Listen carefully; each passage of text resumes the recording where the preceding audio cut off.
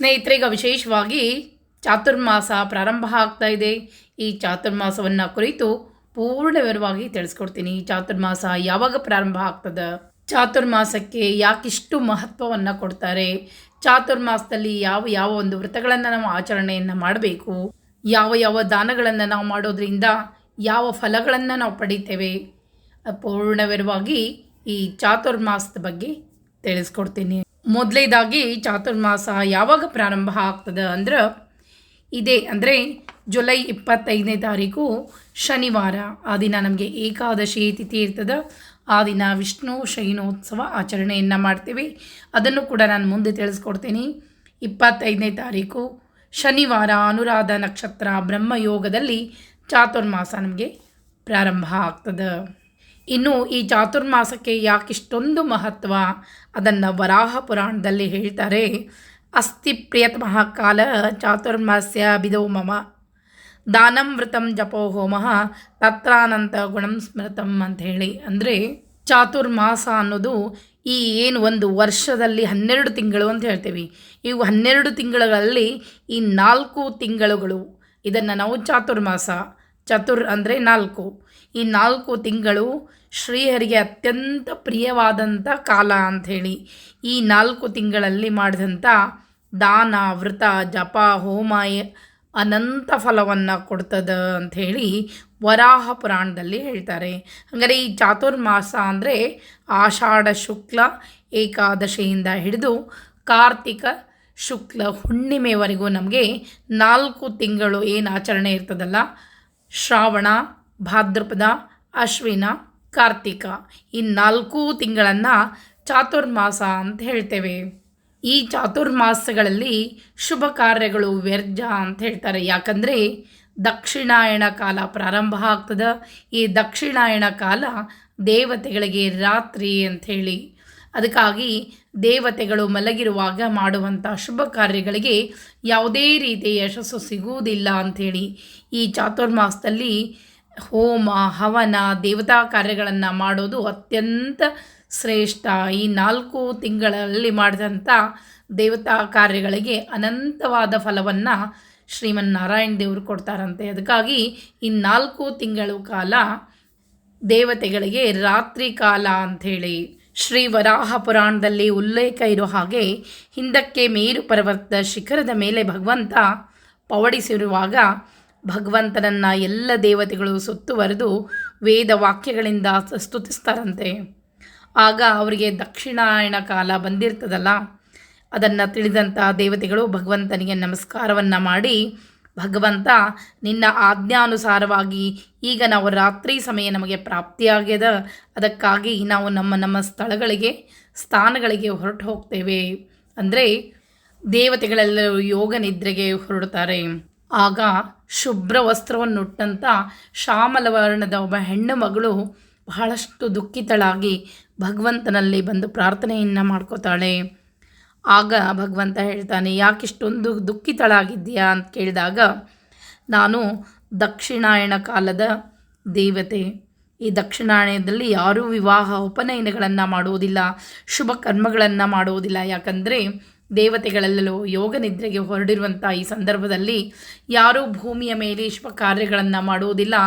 ನಾನು ಅತಿಯಾಗಿ ದುಃಖದಿಂದ ಎಲ್ಲರಿಂದ ನಿಂದಿತಳಾಗಿದ್ದೇನೆ ಅಂಥೇಳಿ ದಕ್ಷಿಣಾಯಣ ಕಾಲದಲ್ಲಿ ಶುಭ ಕಾರ್ಯಗಳನ್ನು ಮಾಡಬಾರ್ದು ಅನ್ನೋದಕ್ಕೆ. ಆಗ ಏನು ಚಾತುರ್ಮಾಸ 4 ತಿಂಗಳದಲ್ಲ, ಭಗವಂತ ಹೇಳ್ತಾನೆ, ನಾನು ಇದಕ್ಕೆ ಅಧಿದೈವತನಾಗಿ ಇಲ್ಲಿ ಮಾಡಿರುವಂಥ ಈ ಚಾತುರ್ಮಾಸದಲ್ಲಿ ಮಾಡಿರುವಂಥ ಹೋಮ ಹವನ ನೇಮ ನಿತ್ಯ ಪೂಜೆ ಪುನಸ್ಕಾರಗಳಿಗೆ ಭಗವಂತನ ನಾಮಸ್ಮರಣೆಗಳಿಗೆ ಎಲ್ಲದಕ್ಕೂ ನಾನು ಅನಂತಪಟ್ಟು ಫಲ ಕೊಡಲು ನಾನು ಸಮರ್ಥನಾಗಿದ್ದೇನೆ. ಅದಕ್ಕಾಗಿ ಈ ಚಾತುರ್ಮಾಸದಲ್ಲಿ ಮೊದಲೇ ಮಾಸ ಶ್ರಾವಣ ಮಾಸ, 2ನೇದು ಭಾದ್ರಪದ ಮಾಸ, 3ನೇದು ಅಶ್ವಿನ ಮಾಸ, 4ನೇದು ಕಾರ್ತೀಕ ಮಾಸ. ಈ 4 ಮಾಸದಲ್ಲಿ ಮಾಡಿದಂಥ ಸತ್ಕರ್ಮಗಳಿಂದ ಆ ಮನೆ ವೃದ್ಧಿ ಆಗ್ತದೆ. ಆ ಮನೆತನದ ಪುಣ್ಯ ವೃದ್ಧಿಯಾಗಿ ಆ ಮನೆತನದಲ್ಲಿರುವಂಥ ಎಲ್ಲ ದುಃಖಗಳನ್ನು ನಾನು ದೂರ ಮಾಡ್ತೇನೆ. ಈ ಚಾತುರ್ಮಾಸದಲ್ಲಿ ಮಾಡಿದಂಥ ಯಾರು ಪ್ರತಿದಿನ ಭಗವಂತನ ನಾಮಸ್ಮರಣೆಯನ್ನು ಮಾಡಿ ಸ್ನಾನ ವ್ರತ ದಾನಾದಿಗಳನ್ನು ಮಾಡ್ತಾರೋ ಅವರಿಗೆ ಭಗವಂತ ಸುಪ್ರೀತನಾಗಿ ಅನಂತ ಫಲವನ್ನು ಕೊಡ್ತಾನೆ. ಅದಕ್ಕಾಗಿ ಈ ಯೋಗ ನಿದ್ರೆ ಕಾಲವೇ ಚಾತುರ್ಮಾಸ ಅಂಥೇಳಿ ಈ 4 ತಿಂಗಳನ್ನು ಆಚರಣೆ ಮಾಡ್ತೀವಿ. ಈ 4 ತಿಂಗಳ ಮಾಸದಲ್ಲಿ ಅಂದರೆ 4 ತಿಂಗಳಲ್ಲಿ ಮಾಡಿದಂಥ ಪೂಜೆ ಪುನಸ್ಕಾರಗಳಿಗೆ ನೇಮ ನಿಷ್ಠೆಗಳಿಗೆ ಅನಂತವಾದ ಫಲವನ್ನು ಭಗವಂತ ಕೊಡ್ತಾನೆ. ಯಾಕಂದರೆ ಈಗಾಗಲೇ ನೀವು ಬಹಳಷ್ಟು ಜನರು ಹೇಳಿರಿ, ನೀವು ಹೇಳಿದಂಥ ಪೂಜೆ ಪುನಸ್ಕಾರಗಳಿಂದ ನಮಗೆ ಬಹಳ ಒಳ್ಳೆಯದಾಗಿದೆ ಅಂಥೇಳಿ ಬೇಕಾದಷ್ಟು ಜನರು ನನಗೆ ಕಮೆಂಟ್ಸನ್ನು ಕೂಡ ಹಾಕ್ತೀರಿ.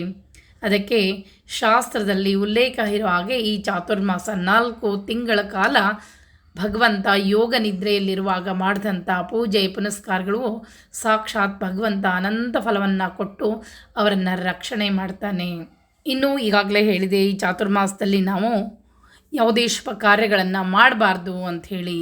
ಯಾಕಂದರೆ ಭಗವಂತನ ಕೃಪಾದೃಷ್ಟಿ ಬೇಕು ನಮಗೆ ಅಂತ ಹೇಳ್ತೀವಿ. ಕೃಪಾದೃಷ್ಟಿ ಇಲ್ಲದಿರುವಾಗ, ದೇವತಾ ದೃಷ್ಟಿ ಇಲ್ಲದಿರುವಾಗ ಮಾಡಿದಂಥ ಕಾರ್ಯಗಳಿಗೆ ಮಂಗಳಕರವಾಗಿರುವಂಥ ಫಲಗಳು ನಮಗೆ ದೊರಕುವುದಿಲ್ಲ ಅಂಥೇಳಿ ಶಾಸ್ತ್ರದಲ್ಲಿ ಪುರಾಣಗಳಲ್ಲಿ ಉಲ್ಲೇಖ ಇರುವ ಹಾಗೆ ಈ ಚಾತುರ್ಮಾಸದಲ್ಲಿ ವಿವಾಹ ಆಗಿರ್ಬೋದು, ಯಾವುದೇ ಒಂದು ಶುಭ ಕಾರ್ಯಗಳಾಗಿರೋದು ಮಾಡಬಾರ್ದು. ಈ ಚಾತುರ್ಮಾಸಗಳಲ್ಲಿ ಯಥಾಶಕ್ತಿ ನಿಮಗೆ ಎಷ್ಟು ಸಾಧ್ಯನೋ ಅಷ್ಟು ಯಾವುದೇ ಒಂದು ವೃತ್ತವನ್ನು ಧಾರಣ ಮಾಡಿಕೊಂಡು ಆ ವೃತ್ತವನ್ನು ಚಾತುರ್ಮಾಸದಲ್ಲಿ ದಾನ ಧರ್ಮದೊಂದಿಗೆ ಪೂರ್ಣಗೊಳಿಸಬೇಕು. ಯಾವುದೇ ಒಂದು ವೃತ್ತವನ್ನು ಹಿಡಿದ್ರೂ ಕೂಡ ಆ ಚಾತುರ್ಮಾಸ ಪೂರ್ಣ ಪರ್ಯಂತವಾಗಿ 4 ತಿಂಗಳ ಪರ್ಯಂತ ವ್ರತ ಆಚರಣೆಯನ್ನು ಮಾಡಿ ಕೊನೆಗೆ ಉದ್ಯಾಪನ ರೂಪದಲ್ಲಿ ದಾನ ಧರ್ಮಗಳನ್ನು ಮಾಡಬೇಕು ಅಂಥೇಳಿ ಶಾಸ್ತ್ರ ಹೇಳ್ತದೆ. ಈಗಾಗಲೇ ಹೇಳಿರುವ ಹಾಗೆ ಚಾತುರ್ಮಾಸದಲ್ಲಿ 4 ತಿಂಗಳು ಶ್ರಾವಣ, ಭಾದ್ರಪದ, ಆಶ್ವಯುಜ ಮತ್ತು ಕಾರ್ತಿಕ ಮಾಸ ಅಂತ ಹೇಳಿದೆ. ಪ್ರತಿಯೊಂದು ಮಾಸಕ್ಕೂ ಒಂದೊಂದು ಭಗವಂತ ನಿಯಾಮಕ ಅಂಥೇಳಿ ಶ್ರಾವಣ ಮಾಸಕ್ಕೆ ಶ್ರೀಧರ ನಾಮಕ, ಸಾಕ್ಷಾತ್ ಶ್ರೀ ಲಕ್ಷ್ಮಿಯನ್ನು ಧರಿಸಿದವನು. ಅದಕ್ಕಾಗಿಯೇ ಲಕ್ಷ್ಮೀ ಸಹಿತ ನಾರಾಯಣ ದೇವರ ಪ್ರಸನ್ನತೆಗಾಗಿ ಈ ಸತ್ಯನಾರಾಯಣ ಪೂಜೆಯನ್ನು ಈ ಶ್ರಾವಣದಲ್ಲಿ ಮಾಡ್ತೇವೆ. ಜೊತೆಗೆ ಲಕ್ಷ್ಮೀ ಪ್ರಸನ್ನತೆಗಾಗಿ ನಾವು ಈ ವರಮಹಾಲಕ್ಷ್ಮಿ ಹಬ್ಬ ಆಗಿರ್ಬೋದು, ಲಕ್ಷ್ಮೀ ದೇವಿಯ ಪೂಜೆ ಆಗಿರ್ಬೋದು, ಈ ಶ್ರಾವಣ ಮಾಸ ಪರ್ಯಂತವಾಗಿ ಲಕ್ಷ್ಮೀ ದೇವಿಯನ್ನು ನಾವು ಒಲಿಸ್ಕೊಳ್ಳಿಕ್ಕಾಗಿ ಎಂಥ ಕಷ್ಟ ಇದೆ ಅಂದವರು ಕೂಡ ಲಕ್ಷ್ಮೀ ದೇವಿಯ ಪೂಜೆಯನ್ನು ಬಿಡಬಾರ್ದು. ಈ ಶ್ರಾವಣ ಮಾಸದಲ್ಲಿ ಲಕ್ಷ್ಮೀ ಪೂಜೆಯನ್ನು ಮಾಡಬೇಕು ಅಂತ ಹೇಳ್ತಾರೆ.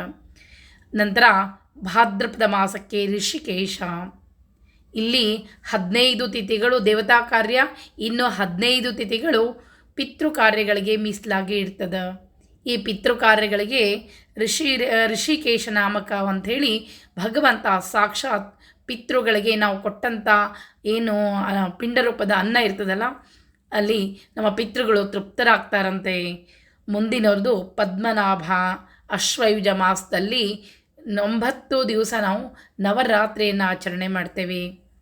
ಇಲ್ಲಿ ನಾನಾ ರೀತಿಯಲ್ಲಿ ಎಲ್ಲ ದೇವತೆಗಳ ಆರಾಧನೆ ನಡೀತದೆ. ಇದನ್ನು ನಾವು ಪದ್ಮನಾಭ ನಾಮಕ ನಿಯಾಮಕ ಭಗವಂತ ಎಲ್ಲ ಪೂಜೆಯನ್ನು ಸ್ವೀಕಾರ ಮಾಡ್ತಾನೆ.